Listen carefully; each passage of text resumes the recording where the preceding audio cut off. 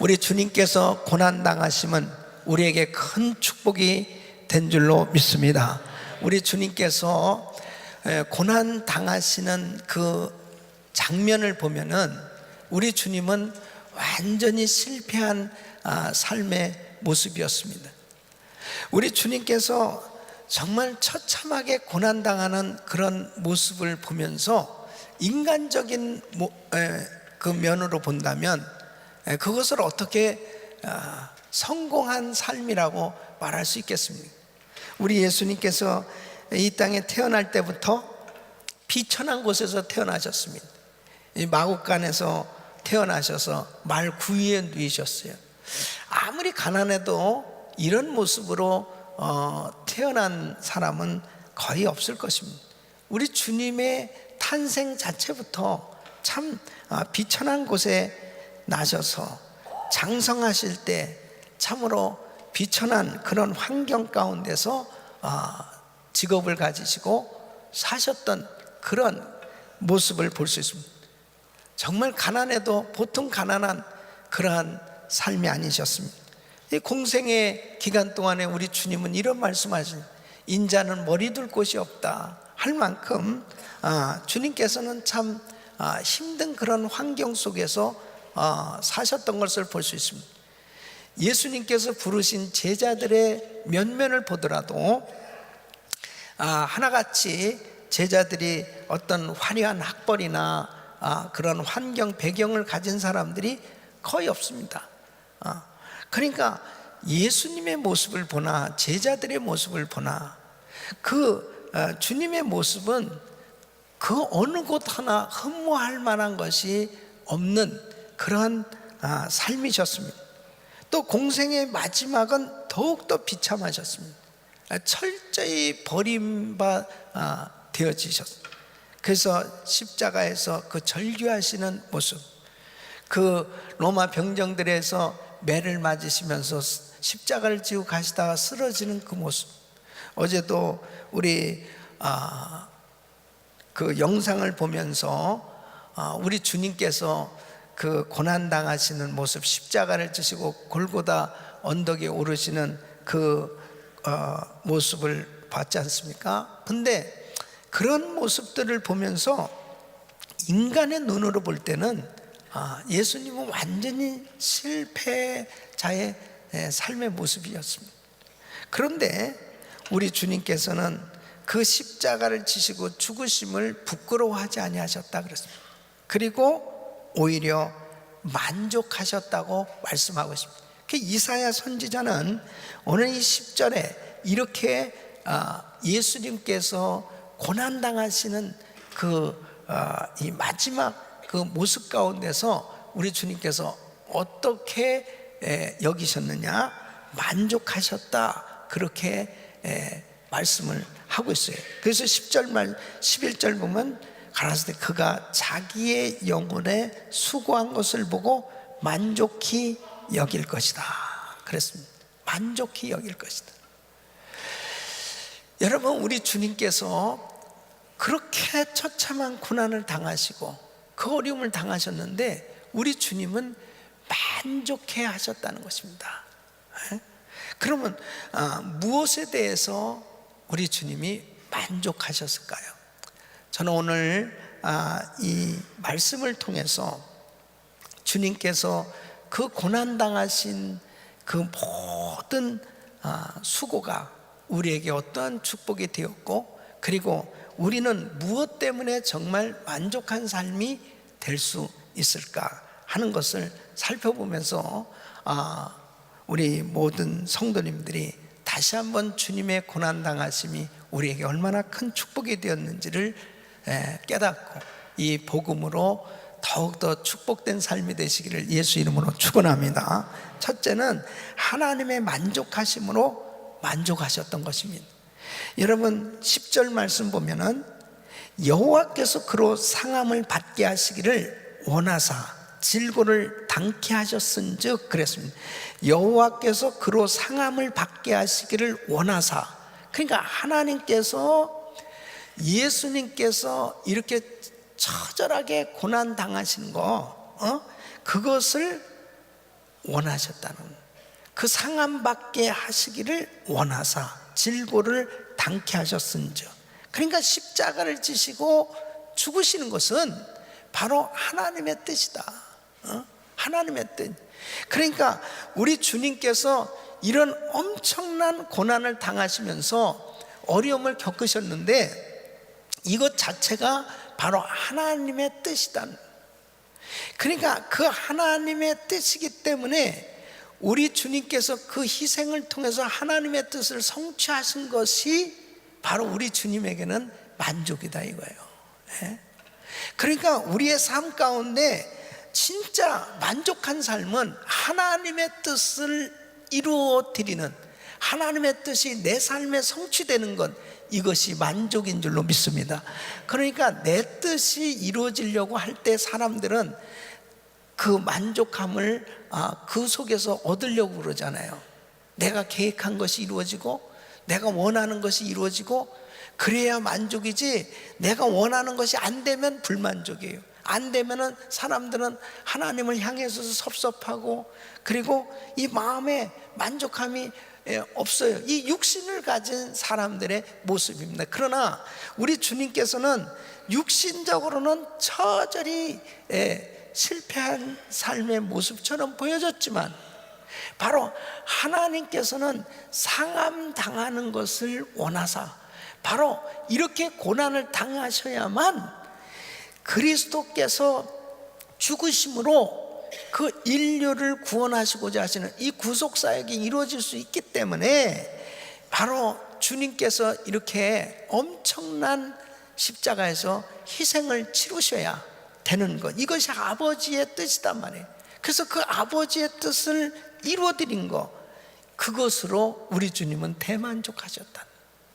여러분, 우리가 살아가면서 그렇습니다. 내 뜻이 안 된다 하더라도 아버지의 뜻이 나를 통해서 이루어질 수 있다면 이것으로 만족할 수 있기를 바랍니다. 여러분, 어떤 면에서 보면요, 정말 우리 기독교 역사에 보면 참 많은 순교자들이 있어요.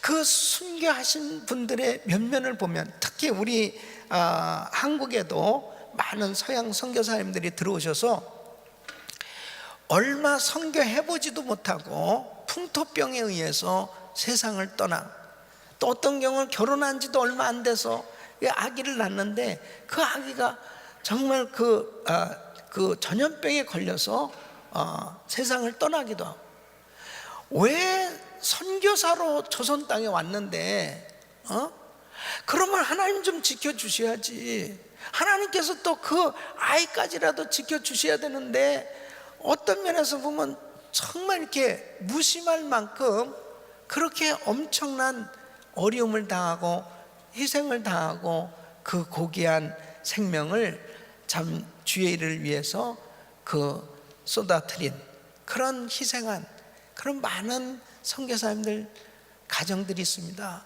무명의 선교사님들, 언더우드, 아펜젤러 이런 선교사님들이야 우리가 정말 우리 귀에 익은 그런 훌륭한 선교사님들이지만 그 외에도요 얼마나 많은 분들이 오셔서 희생하셨는지 몰라요. 그런데 여러분, 바로 그분들은 아버지께서 보내셨고 그분들의 그 순교의 피가 흘려졌기 때문에 오늘날 대한민국은 이 복음의 꽃을 피우고 우리도 선교하는 그런 나라로 하나님께서 은혜를 주신 줄로 믿습니다. 그럴 때 정말 그때는 무엇인지 이해가 안 된단 말이에요. 그런 어려움을 당할 때 왜 그럴까? 도무지 이해가 안 돼. 개개인으로 본다면. 그러나 하나님의 뜻은 바로 그 일을 통해서 어마어마한 이 복음의 열매가 맺어질 것을 우리 주님은 바라보시고 그 일을 허락하셨다는 거예요. 그러니까 정말 하나님 아버지의 그 주권을 인정하고 아버지의 뜻대로 우리가 사는 것, 이것이 우리 인생의 만족이 되어야 될 줄로 믿습니다. 그것이 우리 인생의 성공이란 말이에요.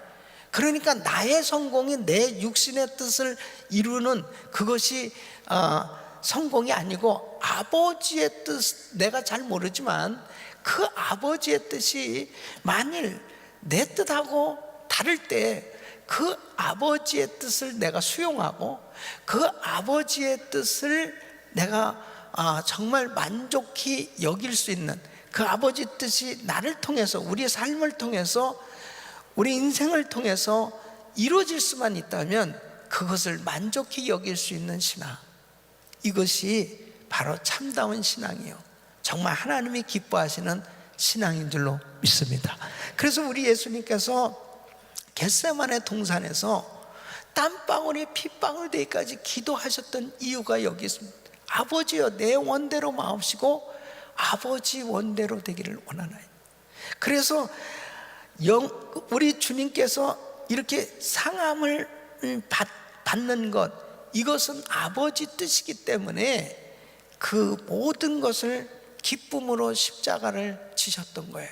육으로는 말할 수 없는 고통이셨죠. 그러나 영으로는 정말 이미 아버지의 뜻을 아셨기 때문에 우리 주님은 털 깎는 자 앞에서 잠잠한 어린 양처럼 묵묵히, 도살장에 끌려가는 양처럼 묵묵히 이 십자가를 지시면서 골고다 그 언덕길을 오르셨고 그 십자가를 지셨고 십자가에서 말할 수 없는 고통을 당하시면서 그 희생을 통해서 하나님의 뜻을 성취하셨던 것입니다.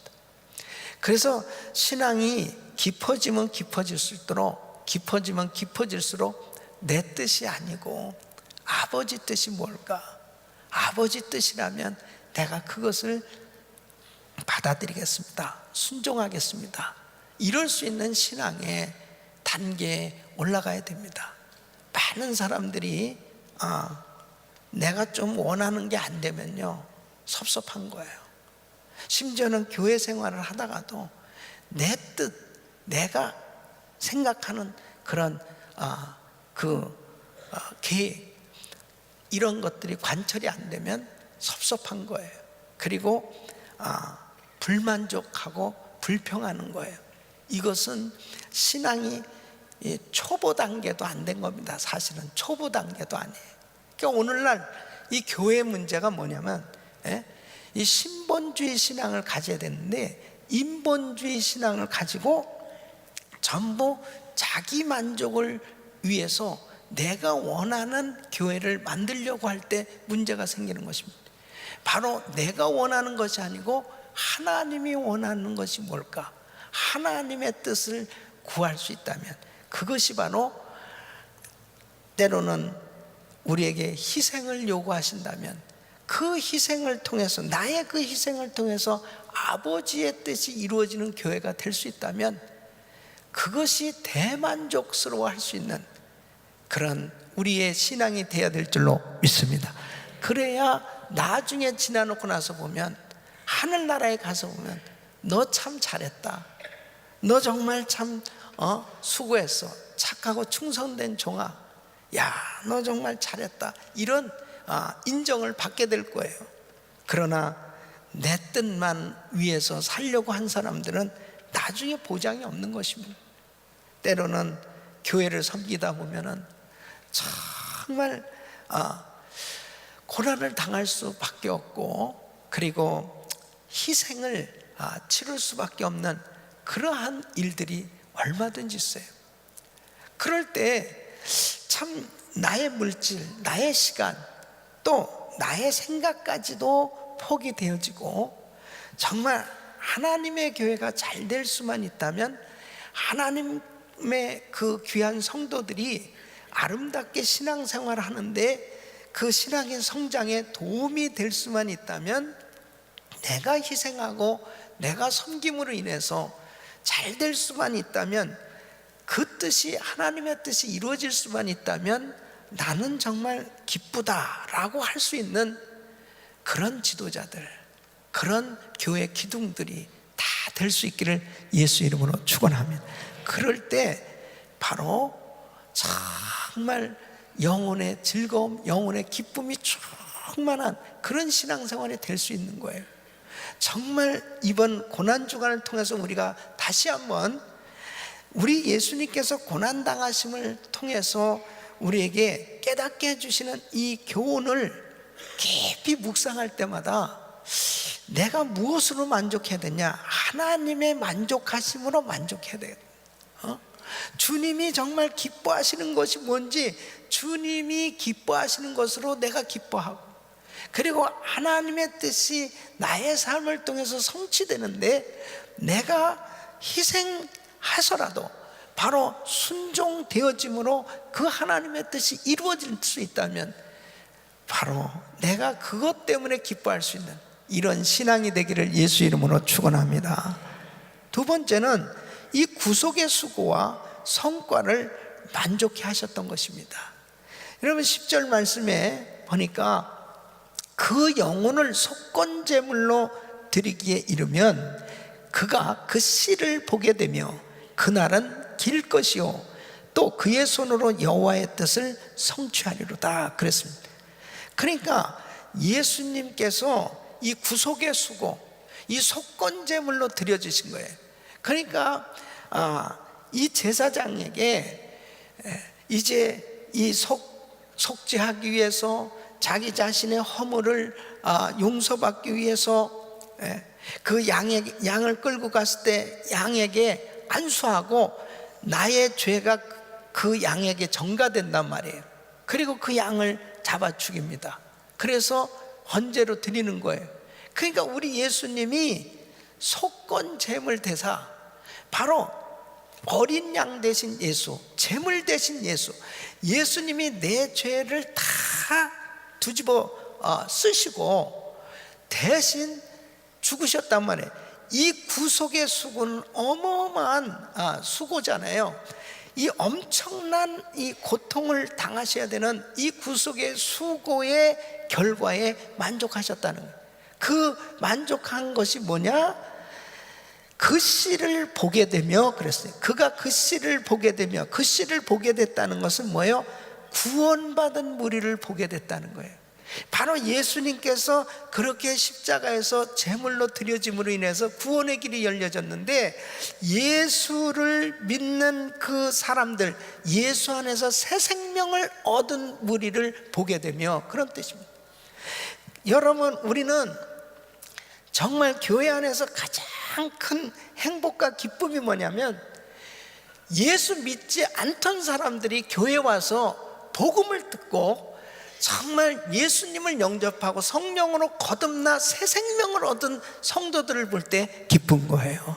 그때 얼마나 정말 기쁨이. 오늘도 우리 침례식을 하는데요, 사실은 1년 동안에 이 열매입니다. 어떤 면에서 보면은 참 이렇게 교회 와서 예수님을 영접하고 이제 세례를 받는, 참 세례 받는 사람들이 그 열매예요.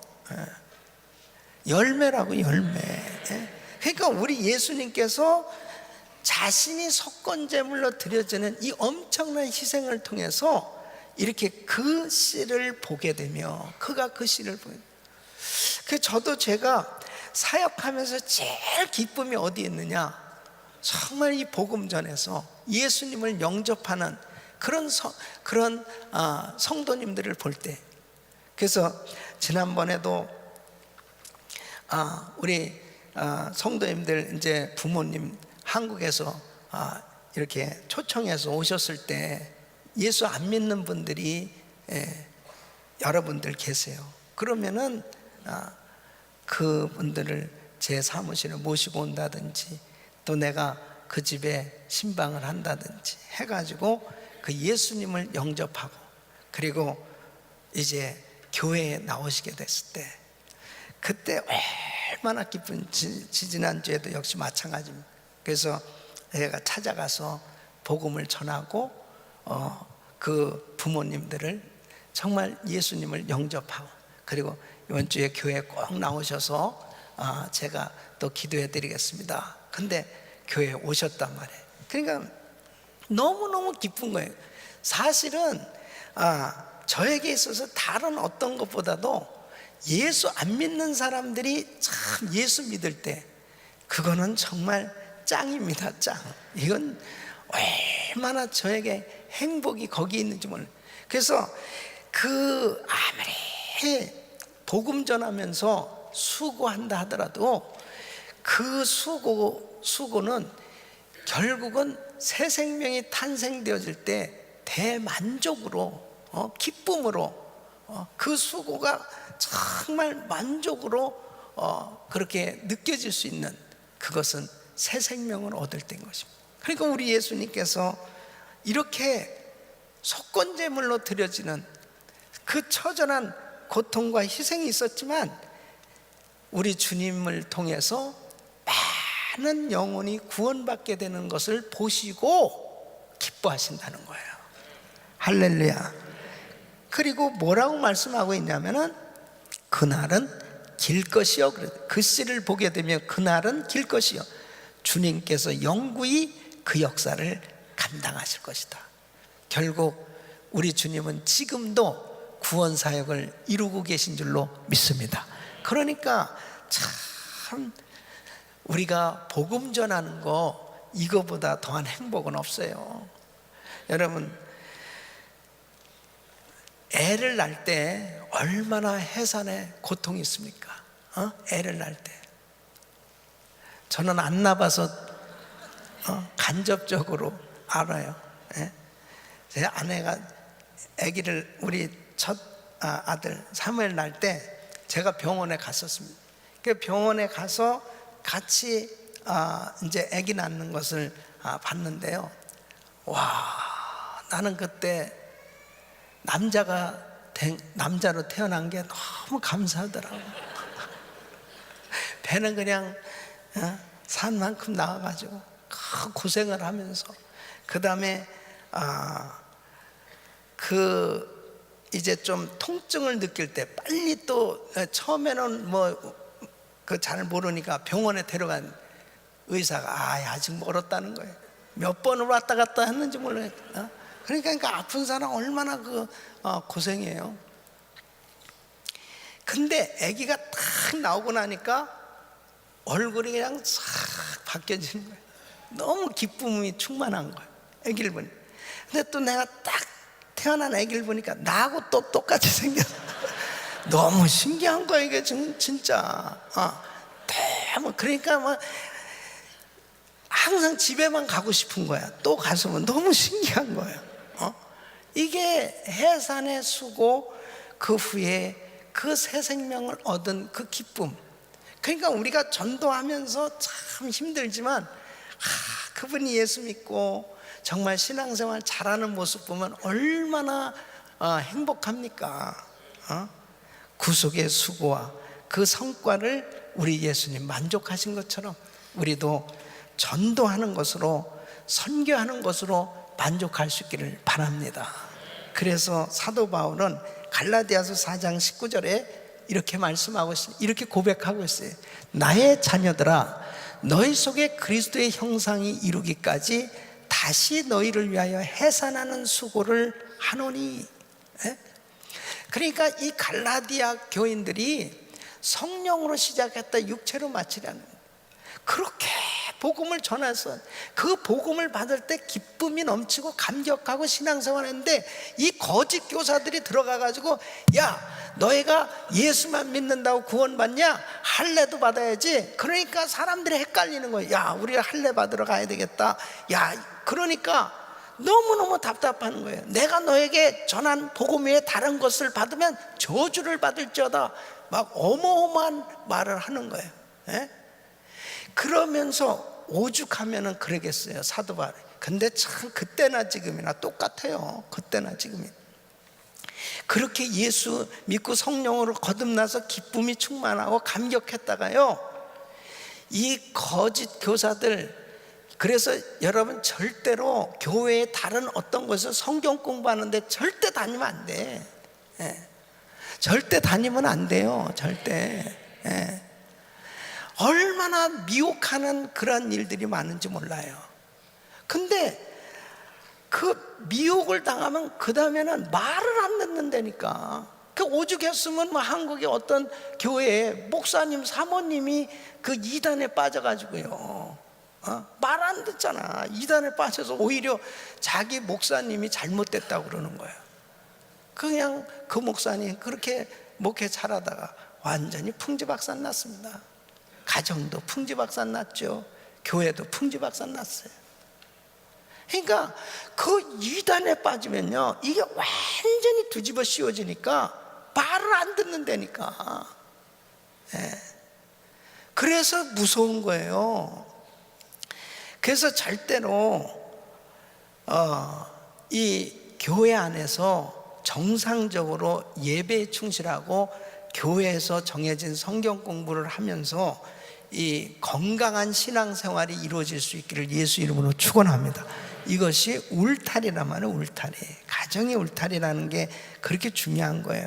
그래서 사도 바울이 갈라디아 교인들을 생각하면서 너희 속에 그리스도의 형상이 이루기까지 정말 주님을 닮아가는 그런 신앙의 성장과 성숙이 되어지기 위해서 내가 너희를 위하여 해산하는 수고를 하겠다. 다시 또 정말 이 구두끈을 메고 정말 다시 뛰어야 되겠다. 이 성도들을 위해서 이런 안타까운 마음을 지금 전하고 있는 것입니다. 그래서 저도 사역하면서 보니까 참 그래요. 성도들을 그냥 가만히 교회 안에서 잘 이게 자라도록 가만 내비두면 참 좋겠는데요, 어떻게 뭐 성도들하고 24시간 같이 지낼 수 있습니까? 이렇게 교회 와서 또 은혜 받아도 또 나가면은 별의별 사람 다 만나죠. 별의별 얘기 다 듣지. 그 다음에 또 뭐 별의별 사람들을 하고 교제하다 보니까 뭐 별의별 얘기를 다 듣다 보니 잘못하면 이 가라지가 뿌려지면 사람이 이상하게 되는 거예요.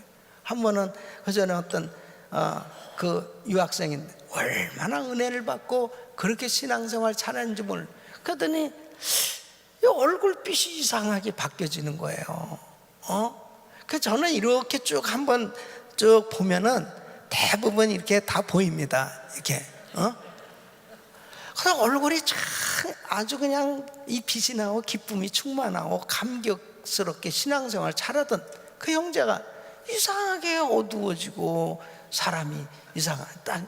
그래가지고 요즘 어떤 일 없어? 그랬더니 그 자기 아파트 사는데 밑에 층에 어느 교회를 다니는 사람이네.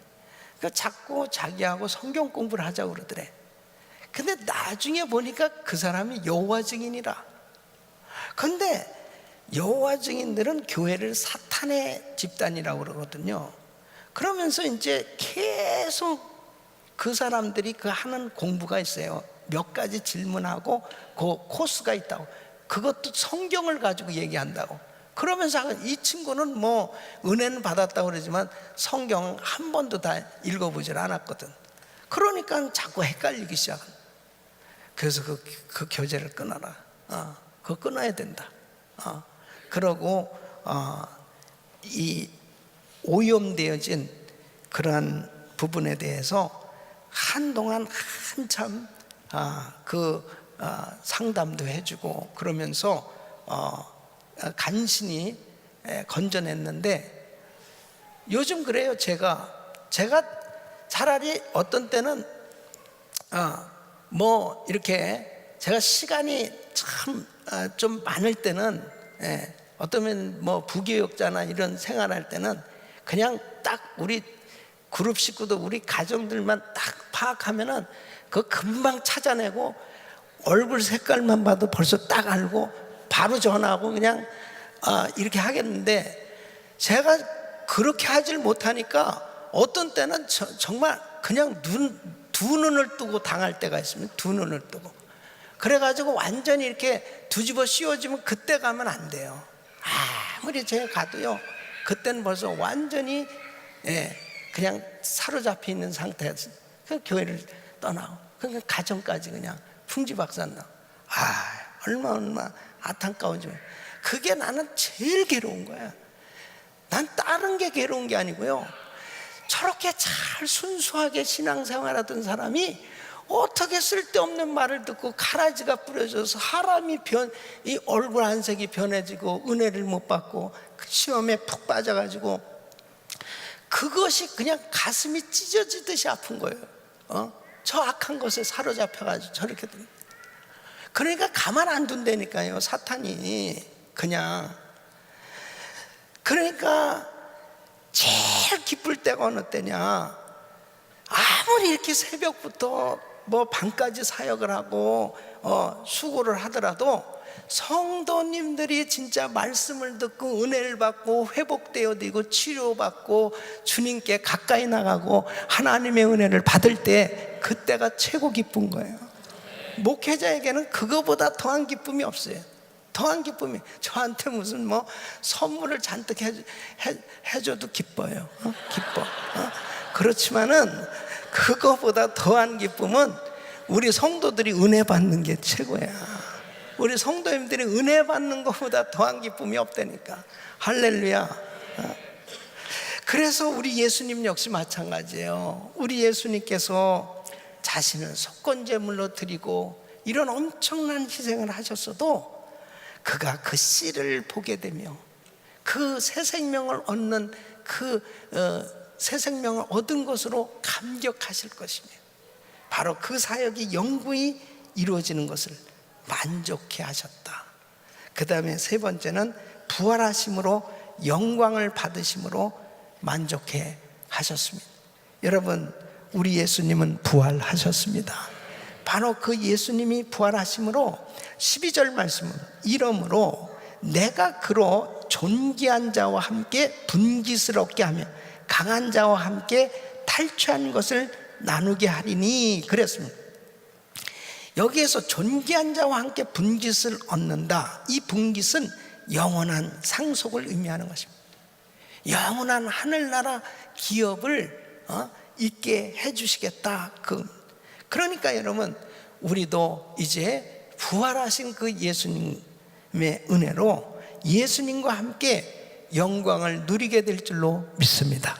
그래서 로마서 8장 17절 보면 자녀이면 후사 또한 하나님의 후사요 그리스도와 함께한 후사니 우리가 그와 함께 영광을 받기 위하여 고난도 함께 받아야 될 것입니다. 여러분, 하나님의 후사는 바로 하나님의 상속자라는, 하늘나라 기업을 이을 상속자라는 거예요.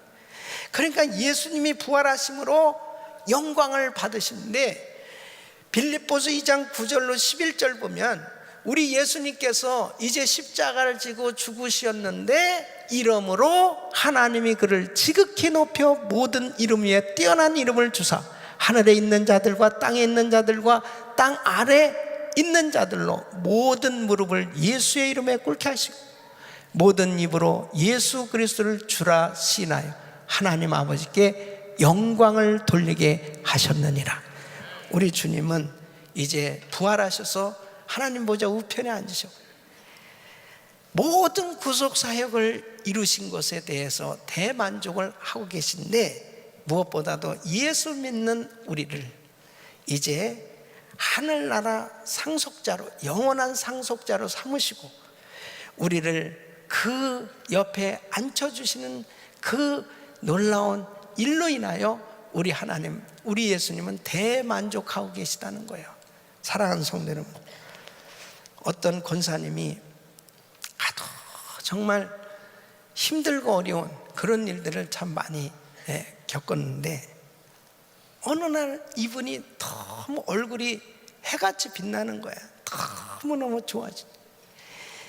그러니까 주변 사람들이 권사님 얼굴 달라졌네요. 권사님 얼굴 너무 좋아지셨어요. 어떻게 이렇게, 정말 환경은 바뀌어지지 않았는데 어떻게 그렇게 권사님 뭐 때문에 이렇게 달라지셨어요? 그랬더니 권사님 하신 말씀이, 주님의 그 십자가 그 고난을 묵상하는데, 말씀을 묵상하는데, 우리 예수님이 죽으셨지만 3일 만에 부활하셨다. 근데 그 말씀이 자기 가슴에 오더라는 거예요. 그런데 뭐가 딱 이렇게 내 말을 깨달았냐면, 죽으셔서 장사한 것은 가장 큰 고통인데 3일 만에 우리 예수님이 부활하셨단 말이에요. 그러니까 3일만 기다리면 부활된다. 그래서 이 마음 가운데 나도 3일만 기다리자, 3일만 기다리, 이 생각이 딱 드는, 3일만 지나면 부활된다. 여러분, 내일이면 부활절입니다. 우리도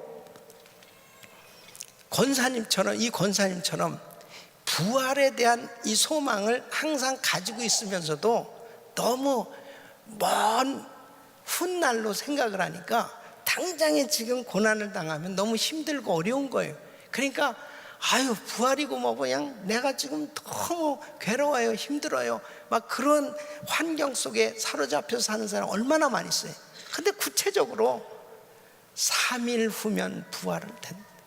우리 예수님 3일 후면 부활하시는데, 이와 마찬가지로 얼마 안 있으면 우리 주님께서 나에게 이 부활의 놀라우신 능력으로 축복해 줄 것을, 그 약속을 확실하게 믿으시길 바랍니다. 그 약속 가운데 살아가는 사람은 지금의 고난을 능히 이겨낼 수 있어요. 장차 받을 그 영광을 생각하시면서 지금의 그 고난을 잘 극복할 수 있기를 예수 이름으로 축원합니다. 3일 후면 부활하신 그 주님, 바로 우리도 지금 항상 이렇게 고난을, 항상 고난만 받는 게 아니에요. 항상 어려움만 있는 게 아니에요. 그 권사님 말씀 그대로 예수님 3일 후에 부활하신 것처럼 우리의 삶, 반드시 내가 기도한 것 하나님 응답해 주실 줄로 믿습니다. 뿐만 아니라 우리에게 이 놀라운 영광의 자리에 우리 주님께서 앉혀주시고 상 주시는 그 약속이 우리에게 이루어질 날이 있을 줄로 믿습니다. 이 땅에서 결론 내려고 하지 마시고 정말 천국에 갔을 때, 야, 한 목사 너 정말 잘했다, 착하고 충성된 종이야, 그러면서 면류관을 씌워주신다면 그때가 진짜 성공 아닐까요? 사랑하는 성도 여러분, 지금 여러분들이 교회를 섬기다, 지금 여러분들이 주를 섬기다가, 지금 여러분들이 신앙생활 하는 것 때문에 때로는 불이익을 당하고 어렵고 힘든 그런 일들이 생겨질 수도 있고, 때로는 너무 불공평하고 불공정한 그런 일들 때문에 너무 속상해하고 너무 힘들어하는 그런 일들이 생겨질 때도 있지만, 은밀한 중에 보고 계신 그 주님 앞에 바로 예수님께서 고난 당하심으로 우리 주님은 아버지의 뜻을 이루어 주신, 자신을 통해서 이루어지고 성취된 것 때문에 만족하셨고, 그 일로 인해서 많은 새 생명을 얻게 된 것으로 만족하셨고, 그리고 그 새 생명이 하늘나라 기업을 이룬 상속자로 함께 자리를 할 것을 생각하면서 만족하셨던 예수님처럼 우리도 우리의 만족이 세상적인 것에 있지 아니하고 바로 복음 전하는 일을 통해서 영원한 생명을 얻는 이 선교하는 일에 하나님 앞에 아름답게 쓰임받는 것으로 만족할 수 있기를 예수 이름으로 축원합니다.